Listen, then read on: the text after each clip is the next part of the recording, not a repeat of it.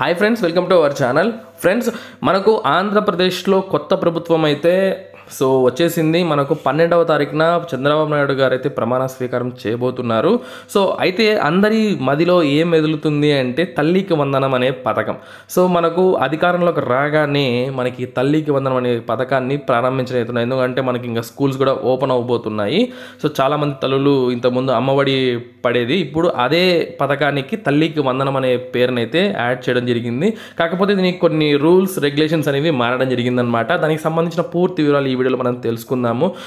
ఎవరైతే తల్లులు ఉన్నారో వాళ్ళు తప్పకుండా ఈ వీడియో చూడండి. అలాగే ఖచ్చితంగా ఈ వీడియోని ఎవరికైతే అవసరం ఉంటుందో అందరికీ కూడా షేర్ చేయండి. ఈ వీడియోలో మనం పూర్తిగా తెలుసుకుందాము.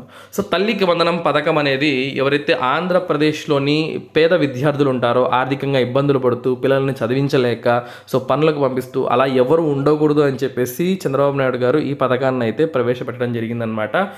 ఈ పథకంలో భాగంగా ప్రతి ఒక్క పిల్లోడికి ఎంతమంది అయితే ఉంటారో అంతమందికి కూడా 15,000 రూపాయలు అయితే వాళ్ళ తల్లుల ఖాతాల్లో జమ చేయడం జరుగుతుందన్నమాట. అయితే ఈ యొక్క పథకానికి మనము లబ్ధి పొందాలి అంటే మన దగ్గర ఏమేమి అర్హత ప్రమాణాలు కావాలి, మనకు దగ్గర ఎటువంటి సర్టిఫికేట్లు ఉండాలి అని చెప్పి చాలామందికి తెలియదు. కాబట్టి ఈ వీడియో ద్వారా మీకు అందరికీ తెలియజేస్తున్నాను. తప్పకుండా ఆ యొక్క సర్టిఫికేట్లు అనేవి మీ దగ్గర ఉన్నాయో చెక్ చేసుకోండి, లేకపోతే దాన్ని రెడీ చేసి పెట్టుకోండి. ఎందుకంటే మనకి ఇంకా 12వ తారీఖున ప్రమాణ స్వీకారం చేసిన తర్వాత దీనికి సంబంధించిన పూర్తి విధి విధానాలు అయితే విడుదలవుతాయి.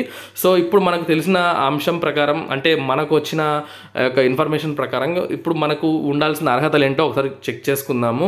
అభ్యర్థి ఎవరైతే ఈ తల్లికి వందనం పథకం ఆ లబ్ధి పొందాలనుకుంటున్నారో ఖచ్చితంగా ఆంధ్రప్రదేశ్ రాష్ట్ర నివాసి అయితే అయి ఉండాలి. అలాగే ఖచ్చితంగా వాళ్ళ యొక్క ఇన్కమ్ సర్టిఫికేట్ అయితే మీ దగ్గర పెట్టుకొని ఉండాలన్నమాట.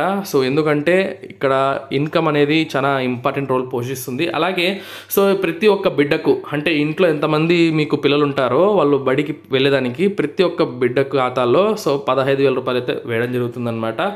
మీ దగ్గర ఉండాల్సిన పత్రాలు ఏంటి అంటే ఆధార్ కార్డు మీ దగ్గర ఉండాలి, అలాగే నివాస ధృవీకరణ పత్రం అయితే ఉండాలి, ఇంకా కుటుంబ రేషన్ కార్డు.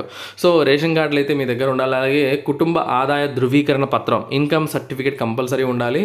మీ మొబైల్ నెంబర్ వర్కింగ్లో అయితే ఉండాలి. అలాగే బ్యాంక్ పాస్బుక్. ఈ బ్యాంక్ పాస్బుక్ అనేది దీనికి సంబంధించిన క్లియర్ గైడెన్స్ అనేది మనకు 12వ తారీఖు తర్వాత అయితే మనకు తెలుస్తుంది. ఎందుకంటే తల్లి పేరుతో బిడ్డకు 2 జాయింట్ అకౌంట్ అయి ఉండాలి అని చెప్పి నాకు తెలిసి వస్తుంది. పూర్తి విషయాలు అనేది తర్వాత మనకు తెలుస్తుంది అనమాట. బ్యాంక్ పాస్బుక్ అయితే ఉండాలి, అలాగే పాస్పోర్ట్ సైజ్ ఫొటోస్ అయితే మీ దగ్గర ఉండాలండి. ఈ ఆంధ్రప్రదేశ్ ఎన్నికల మేనిఫెస్టోలో తల్లికి వందన పథకాన్ని ముఖ్యమంత్రి ప్రకటించారు కాబట్టి ప్రతి ఒక్కరూ ఈ యొక్క సర్టిఫికేట్లు అయితే మీ దగ్గర ఖచ్చితంగా పెట్టుకోండి. ఈ వీడియోలో మీకు ఈ యొక్క వివరాన్ని కూడా అర్థమయ్యేలా చెప్పానని అనుకుంటున్నాను. ఫ్రెండ్స్, ఈ వీడియో నచ్చితే తప్పకుండా లైక్ చేయండి. ఖచ్చితంగా ఈ వీడియోని ఎంతమందికి యూస్ఫుల్ అనిపిస్తే అందరికీ కూడా ఖచ్చితంగా షేర్ చేయండి. ఇటువంటి ప్రతి ఒక్క అప్డేట్ కోసం మన ఛానల్ వెంటనే సబ్స్క్రైబ్ చేసుకోండి.